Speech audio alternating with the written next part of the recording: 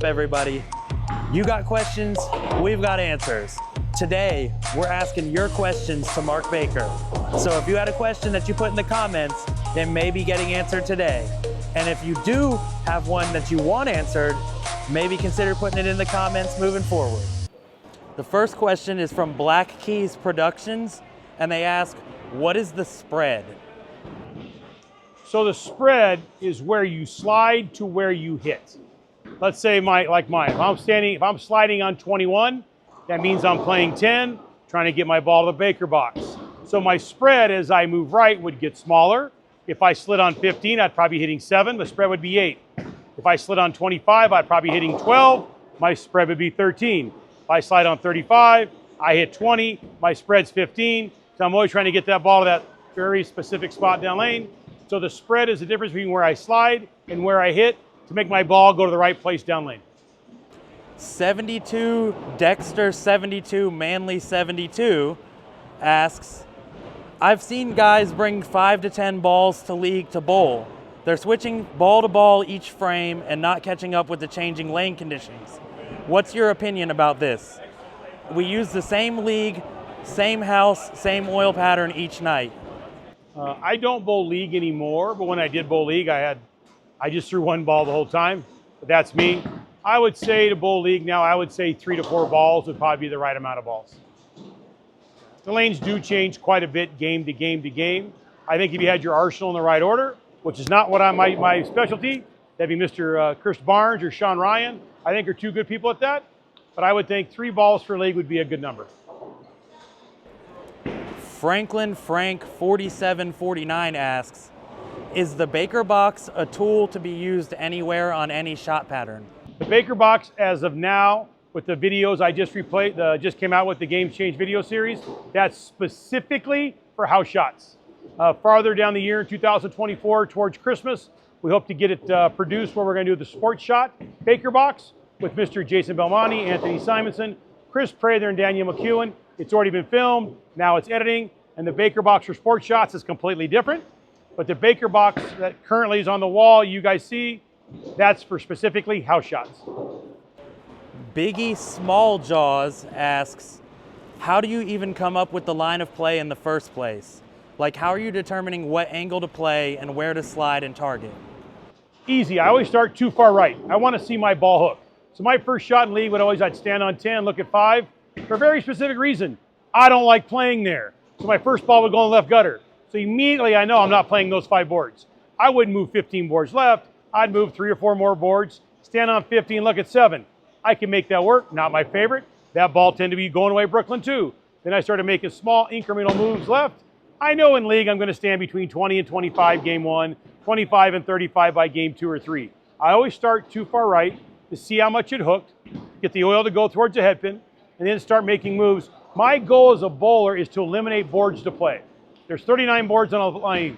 I know I'm not playing left of 25. I never had enough hand. I don't want to play right of 7 because most house shots don't. So I've eliminated 22 boards in the first 2 shots of warm-up. I'm down to 17. I'm a pretty smart guy. I can figure out which 2 to 3 to play. Isaac Martinez if30y asks, why do we use the miss number and where is it coming from? The miss number is just observation. That's Baker box zone 1, the miss. People tend to move left, and they're very good at hitting their breakpoint board, 5, 6, 7, 8. But when they move left and add too much rotation, the ball's going more left or right than it's going forward. So the ball's getting between 36 and 40 feet. If your breakpoint's there in game 2, it's just going to start up too soon. 2 pins, flat 10, solid 9, and the dreaded 3, 6, 10, or its friend, the 3, 6, 9, 10. So the miss zone 1 is the correct board number. It's just too soon, and you can't control your ball for 25, 30 feet.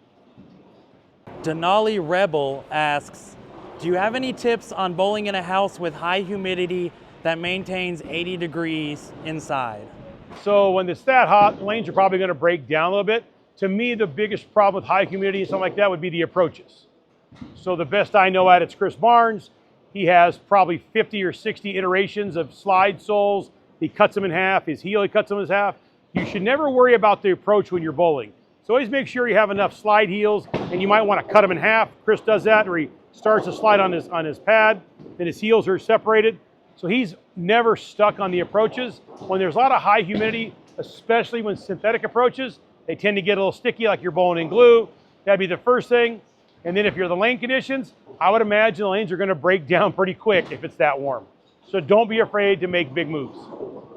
It's two JFB was up 72,000 says, is he essentially saying that a two-hander slide step is broken into two parts?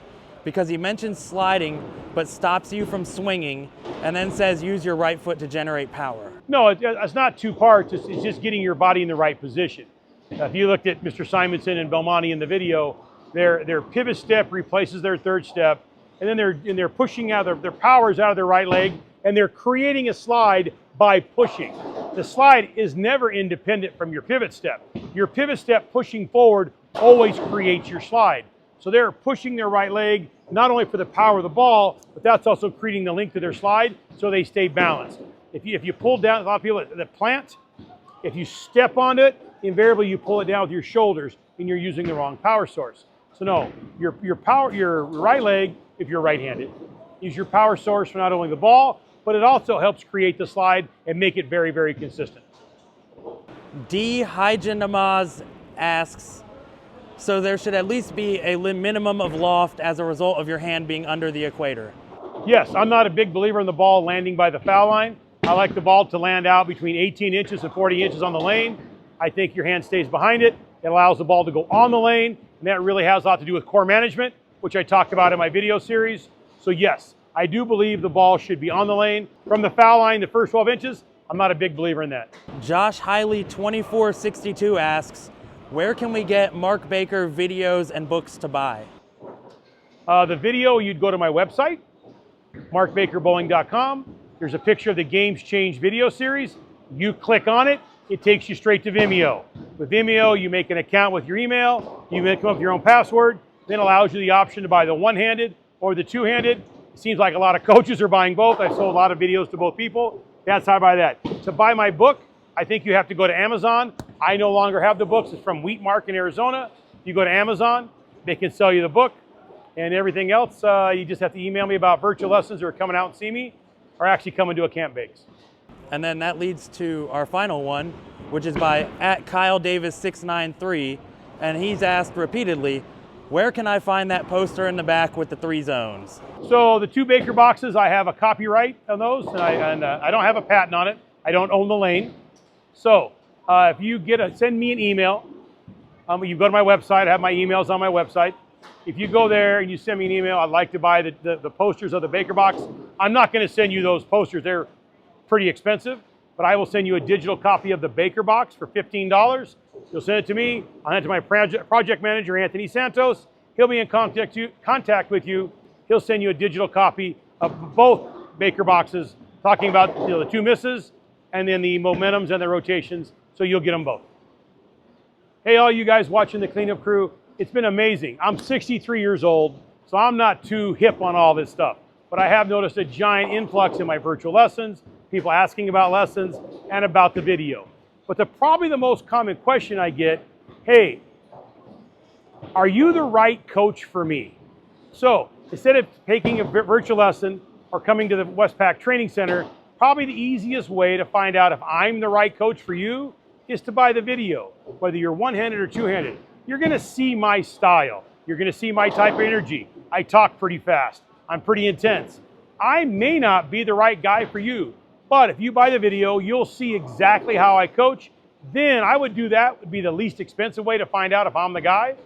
Then you would want to either schedule a time at Westpac Training Center or do a virtual lesson, so you'll know what you're getting before you fly all the way out to California and drop a couple thousand, or you go in there and you pay $150 for a virtual lesson. I think the easiest way to figure out if I'm your coach is to buy the video. You'll see how I see it, and you'll know if I'm the right guy for you. Thanks, guys. Really enjoy seeing you. It's amazing what social media does. I'm loving it. So this 63-year-old trying to jump into the 21st century.